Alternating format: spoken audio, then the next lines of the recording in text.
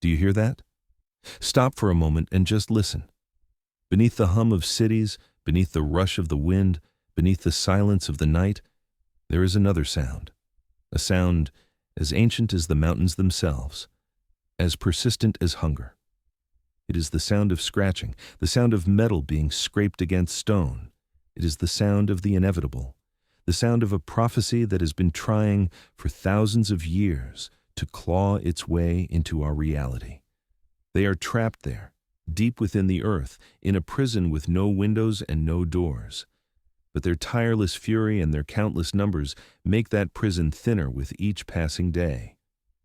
This is not just an ancient legend told around a campfire. This is one of the most frightening and explicit chapters in the book of the future, described in the Holy Quran and the Hadiths of the Prophet Muhammad, peace and blessings be upon him. This is the story of Yajuj and Majuj, Gog and Magog, the most destructive creatures ever spawned by the earth. This is the story of the great and righteous king, Dhul Qarnayn, whose name is remembered through the ages not for the empires he conquered, but for the single wall he built, a wall that still stands as an unseen barrier between us and an unimaginable, all-consuming horror. And if you are prepared to look behind the veil of time, then in this narrative you will find the answers. Who are they? Where are they? And the most crucial question, the one that chills the blood in your veins, when will they be released? To ignore this knowledge is to willingly blind yourself to the face of the coming storm. To understand the scale of the threat, we must look to its nature, to its darkest origins. The Quran describes Yajuj and Majuj as something more than just hostile tribes. They are a force of nature. They are chaos and destruction given flesh. According to tradition, they are descendants of Japheth, the son of the righteous prophet Noah, peace be upon him. But unlike the rest of humanity, their path from the very beginning was one of total annihilation. They did not build cities. They did not cultivate the land. They did not create art. They were like a human swarm of locusts, sweeping across the lands, devouring everything living and non-living in their path, leaving only a scorched, dead wasteland behind them. Their sole purpose was to consume, to destroy, and to spread corruption. Physically, they were described as human-like, but with distinct coarse features. Short in stature, with broad, flat faces, small eyes, and inhuman strength. But their most definitive, most terrifying characteristic is their incalculable number. To attempt to count them would be like trying to count the grains of sand in the Sahara Desert. In one hadith, the Prophet Muhammad, peace be upon him, conveyed that on the day of judgment, for every single person from the rest of humanity, there will be 999 from the tribes of Yajuj and Majuj. Contemplate that ratio for a moment, nearly 1,000 to 1. This is not an army. This is a living tsunami, capable of swallowing civilizations whole, of drinking entire lakes dry just to quench their thirst and then moving on. They were the primordial nightmare of the ancient world, a curse from which there was no salvation. Until a man, marked by the mercy and power of God himself, appeared on the stage of history. And so, in the midst of this ancient chaos, Allah granted unprecedented power and wisdom to a man the Quran calls Dhul Qarnayn, which translates to the possessor of two horns, or in another interpretation, the Lord of two ages. For centuries, historians and theologians have tried to connect this figure with known historical personalities. Some suggested he was Alexander the Great, others the great Persian king Cyrus. But the Quran describes more than a mere conqueror. It describes a righteous, wise, and God-fearing servant of Allah who was given dominion over the East and the West. His mission was not to conquer and enslave, but to carry the light of justice into the darkest corners of the earth. The Holy Quran narrates his 3 great expeditions, undertaken by divine command. First, he traveled to the farthest west until he reached the place where the sun appeared, to the eye, to set in a murky, dark spring. This is a figurative description of the edge of the known world from an ancient perspective, the shore of a boundless ocean. There, he encountered a people and established the law of God. He then undertook a journey in the opposite direction to the farthest east, where he found a people so primitive they had no shelter from the scorching rays of the rising sun. And there, too, he established justice. But it was his third journey, not to the west nor to the east, but into the unknown lands that would forever change the destiny of mankind. His path led him to a rugged land, to a gorge wedged between two great insurmountable mountains. These mountains themselves were a natural barrier, with only a single pass connecting the lands beyond them to the rest of the world. And near this pass, he found a tribe. These people were so isolated that, as the Quran states, they could hardly understand a word. They lived in a state of constant, debilitating fear. The mountains were not their prison. They were their only fragile protection. For beyond the pass, in the wild lands, dwelt their eternal nightmare, their merciless enemy. Through interpreters or by signs, these tormented people pleaded with the great king, a plea that echoes through the centuries from the pages of Surah Al-Kahf. O Dhul Qarnayn! Indeed, Yajuj and Majuj are great corrupters in the land. So may we assign for you a payment that you might make between us and them an impassable barrier. The desperation of generations was in their voices. They were willing to give everything they possessed just to find peace.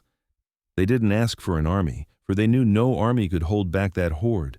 They were asking for the impossible. They were asking him to build an eternal prison to seal off the very source of their suffering. Through interpreters or by signs, these tormented people pleaded with the great king, a plea that echoes through the centuries from the pages of Surah Al-Kahf. O Dhul Qarnayn! Indeed, Yajuj and Majuj are great corrupters in the land. So may we assign for you a payment that you might make between us and them an impassable barrier. The desperation of generations was in their voices.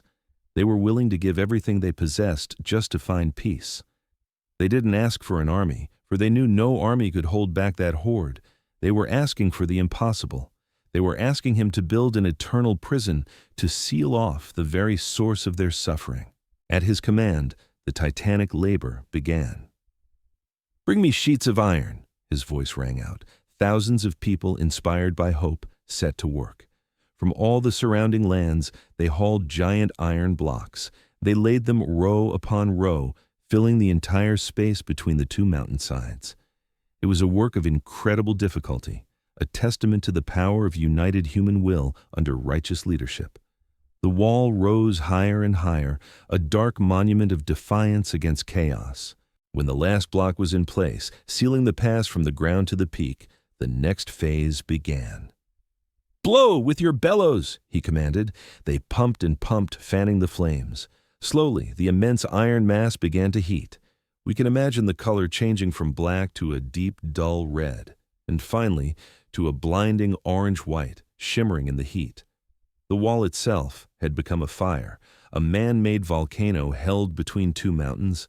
When the iron glowed like the heart of a star, the final command was given. "Bring me, that I may pour over it molten copper." The workers brought forth cauldrons of boiling liquid copper and poured it over the structure. The molten copper flooded into every crack, every seam, every microscopic gap. It fused the entire structure into one single, solid, seamless mass. This was no longer a wall of stacked blocks. It was a solid, bimetallic mountain. The wall was complete. It was so high they could not scale it, and so solid they could not pierce it. Dhul Qarnayn looked upon his creation, not with pride in his own power, but with gratitude to the one who enabled it. He said, "This is a mercy from my Lord, but when the promise of my Lord comes, he will make it level, and the promise of my Lord is ever true." He had locked away evil. But he knew this lock was only temporary, and from that day forward, their ritual began, a ritual of desperation and futility. The Prophet Muhammad, peace be upon him, described what happens behind the wall. Every single day, without exception, the hordes of Yajuj and Majuj approach the wall and begin to tear it down. They dig, they scrape, They gnaw at the iron and copper, working with a tireless, all-consuming fury that would exhaust any other creature. Their hatred for the barrier is absolute. By the end of the day, as the sun begins to set on our side of the world, they have made such a breach in the wall that it becomes almost transparent. They can see the rays of light.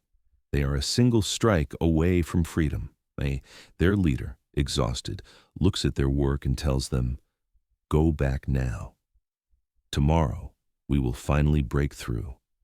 And so, convinced of their inevitable success, they abandon their work for the night and go to rest. And in the darkness of the night, a miracle occurs. By the will of Almighty Allah, the wall is restored. Every scratch, every dent, every meter they dug away is returned to its original state. The barrier is made as strong and as thick as it was on the day Dhul Qarnayn completed it. The next morning, they return. They see the wall whole and intact, and without questioning, they begin their Sisyphean task all over again. They get so close every single day. But one simple phrase, forgotten in their arrogance, prevents them from breaking free. This cycle of immense effort and nightly failure will continue for as long as God wills it, century after century. But the prophecy states that a day will come when the appointed time is near. On that day, just like any other, they will dig and scrape until the wall is almost breached. Their leader will stand before them and say his usual words, "Go back. Tomorrow we will break through." Pause for dramatic effect. But, inshallah, if Allah wills it, for the first time, He will attach their success to the will of their Creator. This phrase, this admission of their own powerlessness and the ultimate power of God, is the key. It is the permission slip they were always meant to sign, because their release, like their imprisonment, is entirely in the hands of the Almighty. These words will change the fate of the world. The next morning, they will return, and for the first time in millennia, they will find the wall just as they had left it, paper thin and ready to collapse. The divine reset will not have happened.